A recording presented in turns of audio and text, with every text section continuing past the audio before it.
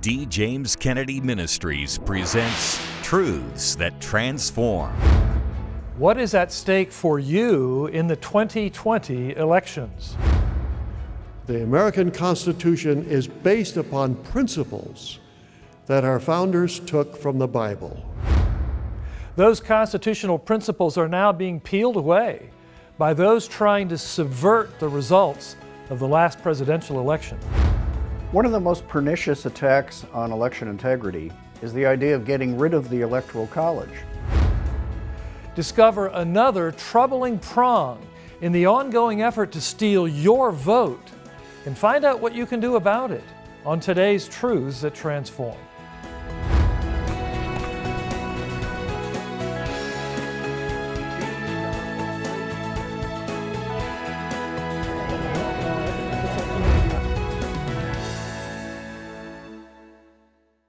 Welcome to Truths That Transform, a production of D. James Kennedy Ministries, where we are standing for truth and defending your freedom. Driven into a frenzy by the results of the 2016 election, the left has spent the past 3.5 years trying to undo what happened that day. They've tried it through impeachment, which they promised before Donald Trump even took the oath of office. They've tried it through petitioning the Supreme Court to overturn the election due to supposed Russian interference.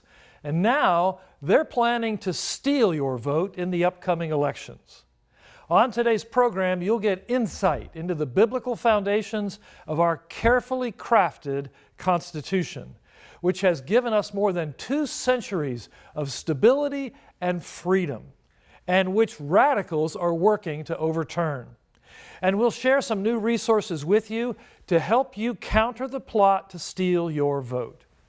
And as we begin, one of the key protections the framers of the Constitutions gave us to protect your voice is what we now call the Electoral College. But the left wants to nullify the Electoral College so that only the big cities like New York and Chicago and Los Angeles would determine who becomes president. Our own Dr. Jerry Newcomb has more. While we resist Donald Trump, we also need to make sure our democracy doesn't ever again elect a candidate who loses the popular vote. We must abolish the Electoral College. The Electoral College has been under attack in recent years, especially by those on the left. For example, New York Senator Kirsten Gillibrand said, "Our democracy is built on the principle of one person, one vote. It can't function until we restore that principle. It's time to abolish the Electoral College," end quote. Critics counter, we've had the Electoral College since the beginning of our constitutional republic. One of the most direct attacks on election integrity is the campaign to overturn the Electoral College and get rid of it. And the Electoral College was bequeathed to us by our founders in the Constitution for a couple good reasons. One, it prevented just highly packed urban areas from dominating elections. And 2, it spread power out. So politicians would have to face the whole country, not just a couple selected areas. So it's really helped create the idea of a self-governing republic that's representative, not a direct democracy, which is something the founders warned about. They said that would maybe lead to tyranny, mob rule. The concept of the Electoral College is in the Constitution, so how can they try and abolish it? The campaign to get rid of the Electoral College is taking the form of the Interstate Compact Initiative. And by that I mean votes within state legislatures that say that if a certain candidate wins the popular vote across America, that state's electoral votes go to that candidate regardless of how the people in that state voted. So they're working hard trying to legislate the Interstate Electoral College Compact in other states.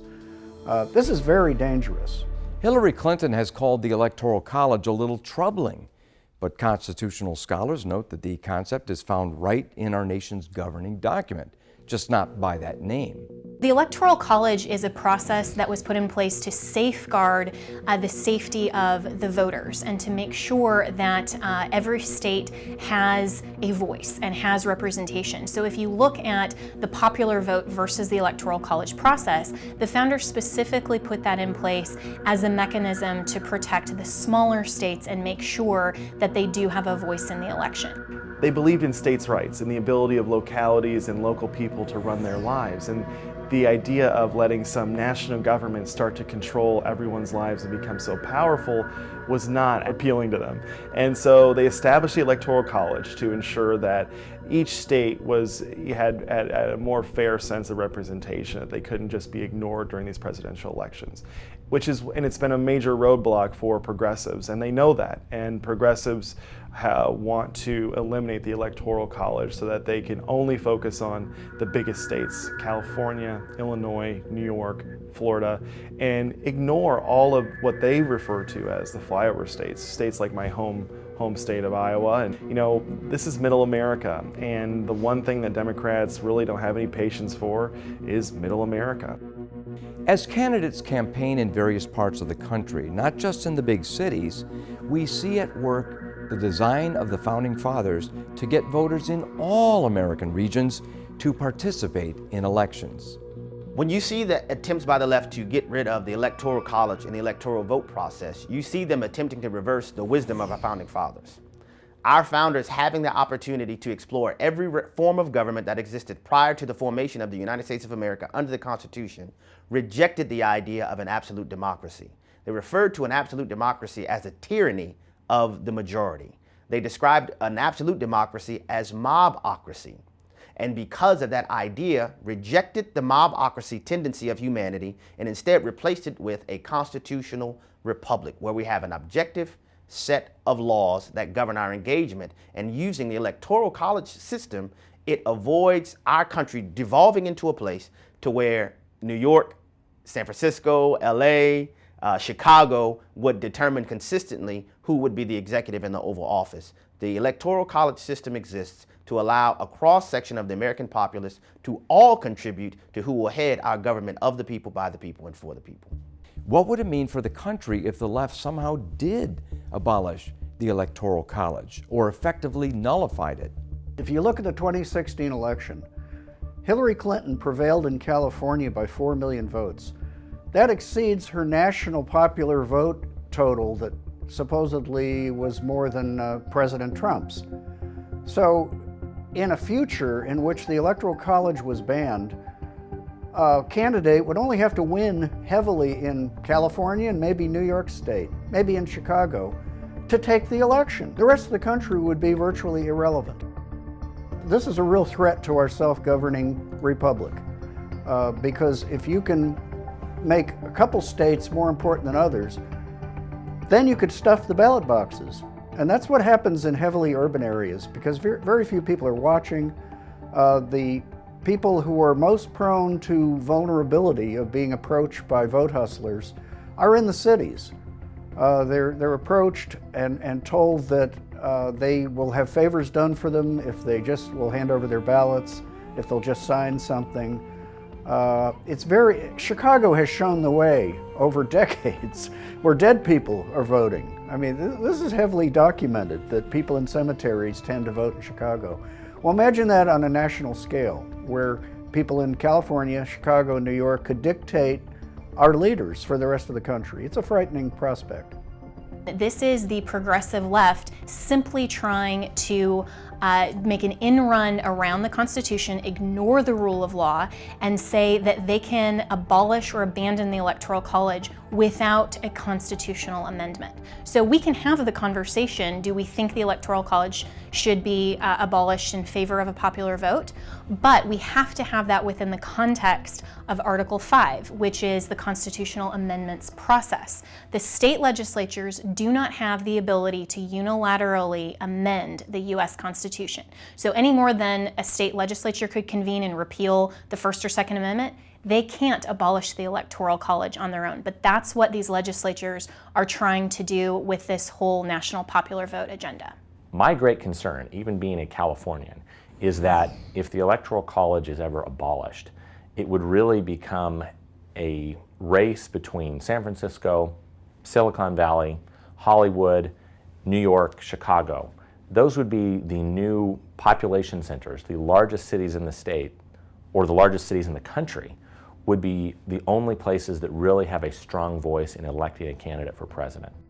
So it's unconstitutional for the national popular vote to go through the state legislatures because state legislatures do not have any power to amend the U.S. Constitution. In Article 5, there are only two ways to do that, and we've done it 27 times in our nation's history, but an amendment for the Constitution has to either go through Congress and then have a supermajority in both houses and then be ratified by 3/4 of the states, or it has to go through the states convening in a convention of the states and essentially act as a Congress to then pass amendments, and then those amendments would still have to be ratified by 3/4 of the states. We in the history of our country have never called a convention of the states. We have always gone through Congress, but those are the only two ways, and they are precisely set out in Article 5 as the only ways to amend the U.S. Constitution. So the states cannot abolish the Electoral College. We're facing the most consequential election of our lifetime. The left has deployed a number of strategies to literally steal the vote. The new book, Liberty on the Brink, How the Left Plans to Steal Your Vote, exposes the many threats to free elections in this pivotal election year. If they win this time around, I'm not sure we'll ever get the American freedom we're used to back. It's that important. In Liberty on the Brink, veteran journalist Robert Knight exposes the schemes to undermine free elections and steal your vote. They fight voter ID laws. One of the most pernicious attacks on election integrity is the idea of getting rid of the Electoral College. This is a real threat to our self-governing republic.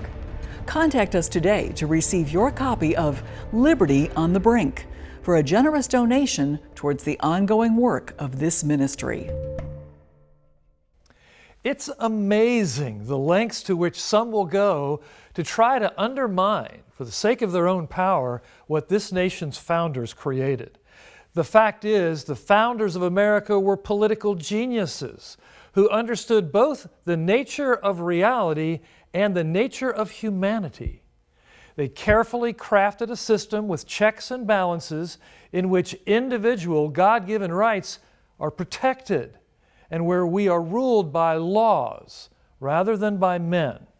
Yet there are those working today to undo all of that and lord their political opinions over their fellow citizens by force. If we understand what the Constitution is about, we won't let them do it. Here is more from Dr. D. James Kennedy in his message, The Biblical Basis of Our Constitution. Bishop Paul O'Brien said in a letter to the newspaper the following, quote, "The United States was started by men we today would call pagans. They wrote a constitution without one word about God or Jesus in it. And in the amendments, they said that there should be no laws respecting the establishment of religion. This, too, is excluding God." End of quote. Well, maybe you're not familiar with Bishop Paul O'Brien, so let me introduce him to you further. He is a bishop in the Universal Life Church. You could become a bishop in the Universal Life Church.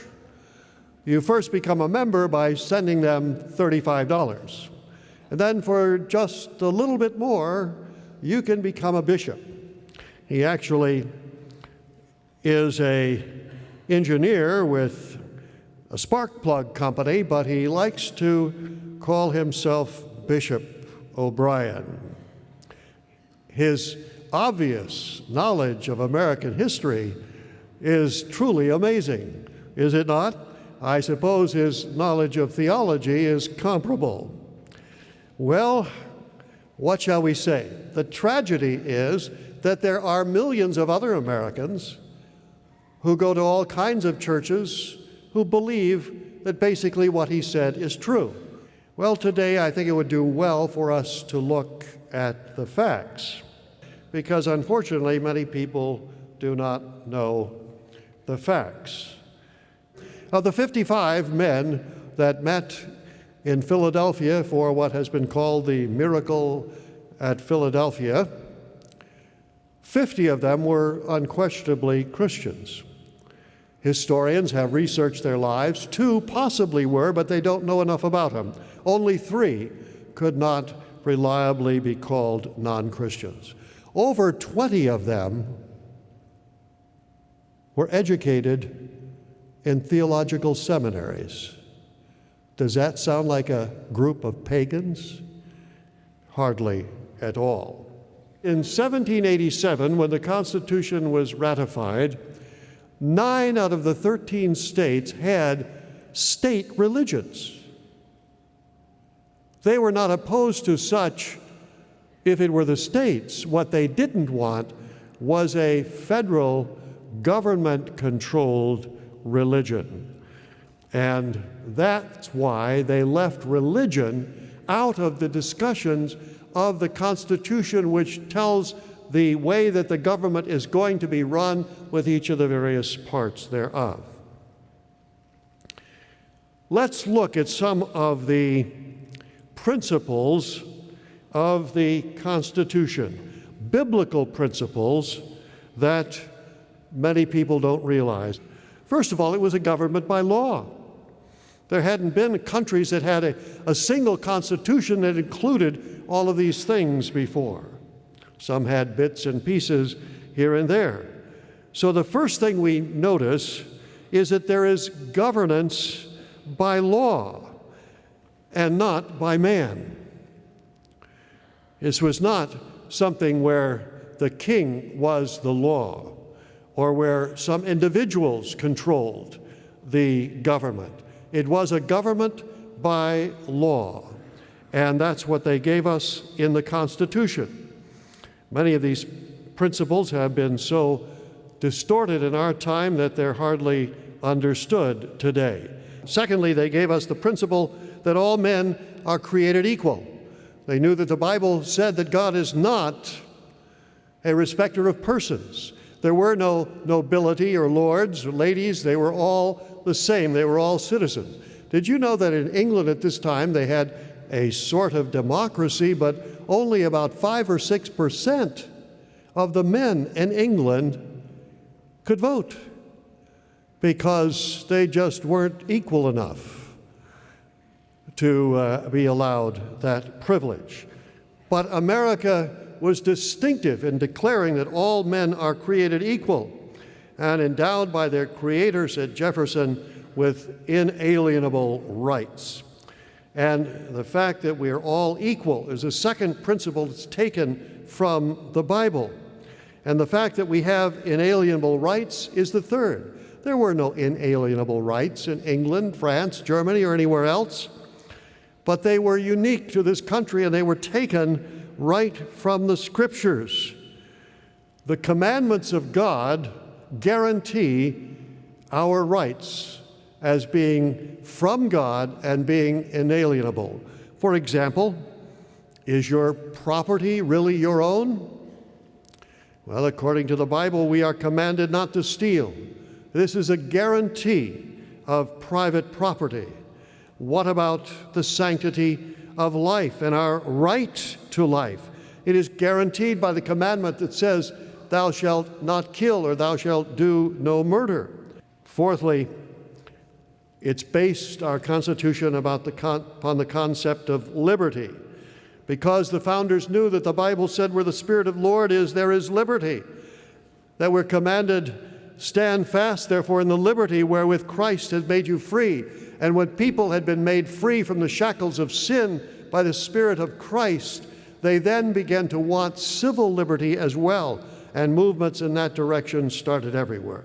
And so we see from one end to the other, the American Constitution is based upon principles that our founders took from the Bible. That's why Newsweek could say that historians are discovering that the Bible, more than the Constitution, is really the foundational document of American society. Well, my friends, we're in danger of losing much or most of that today.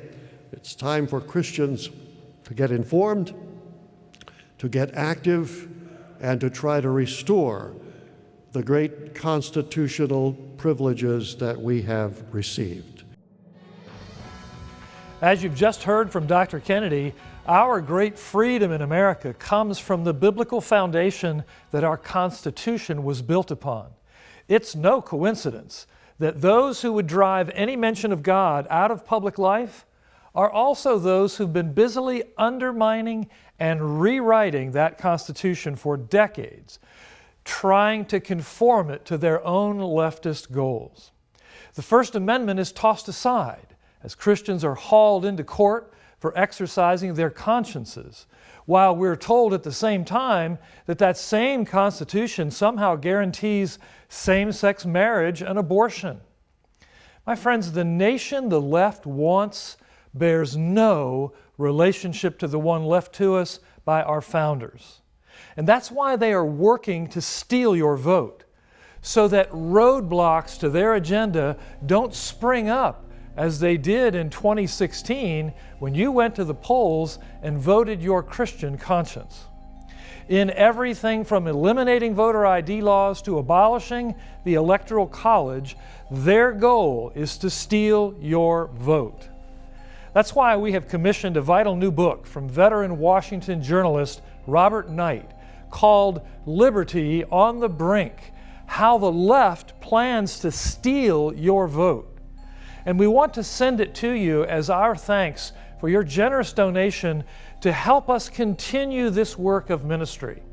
Simply write to us at D. James Kennedy Ministries, Box 11154, Fort Lauderdale, Florida 33339, or call toll-free 877-962-7677.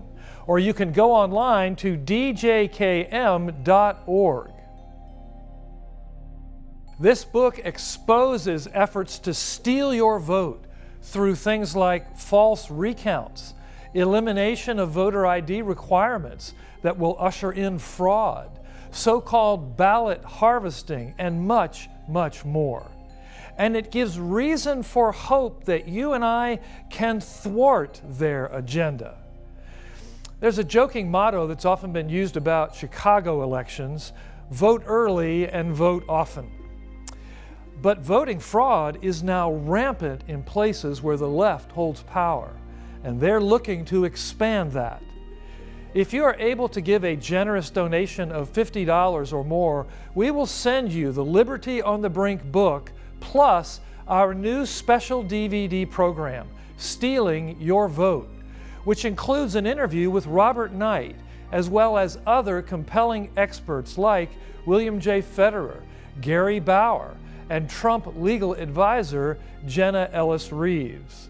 My friend, nothing less than self-government is at stake in the 2020 election. We must not let our votes be stolen away from us. Please give a generous donation to help us get the word out on this and other key issues.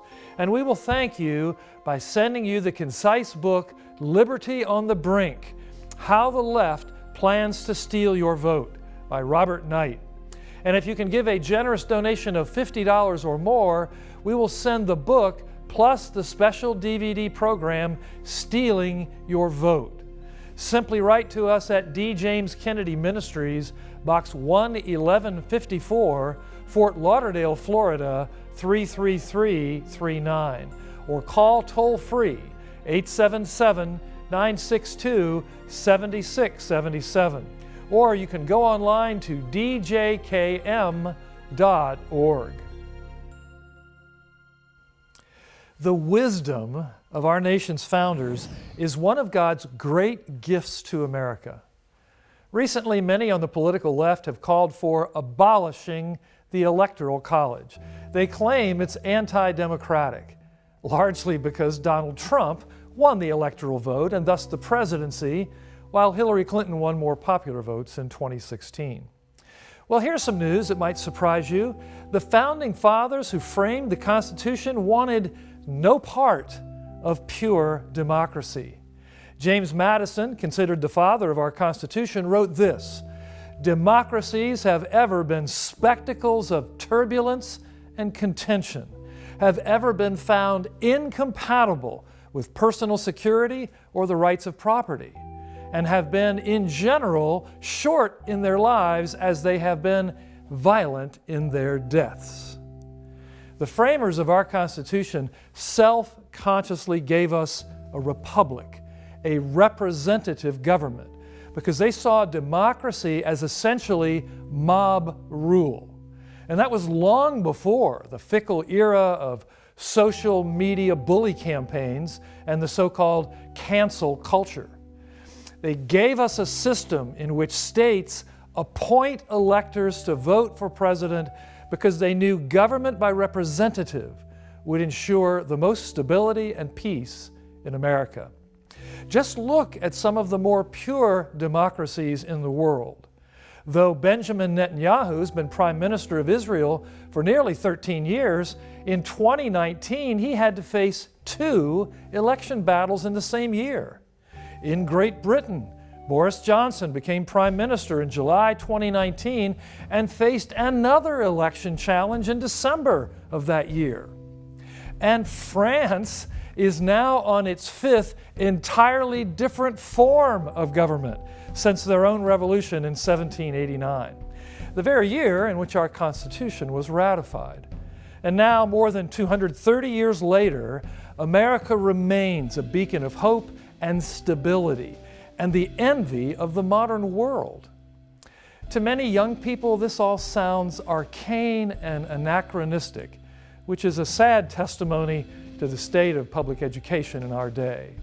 As President Reagan once said of his political opponents, it isn't so much that liberals are ignorant, it's just that they know so many things that aren't so.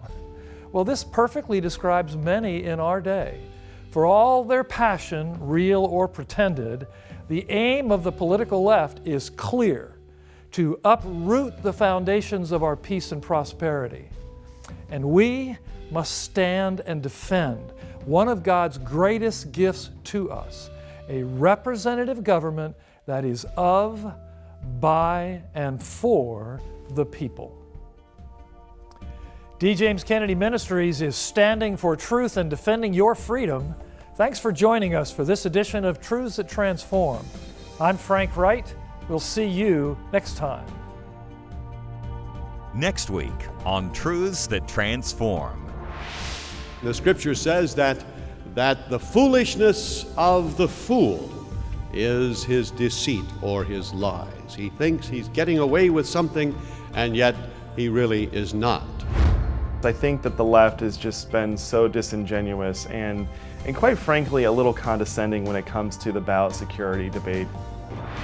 That's next week. Today's program is available on DVD for your gift to this ministry of any amount. Please call, write, or log on to our website today. This has been a production of D. James Kennedy Ministries.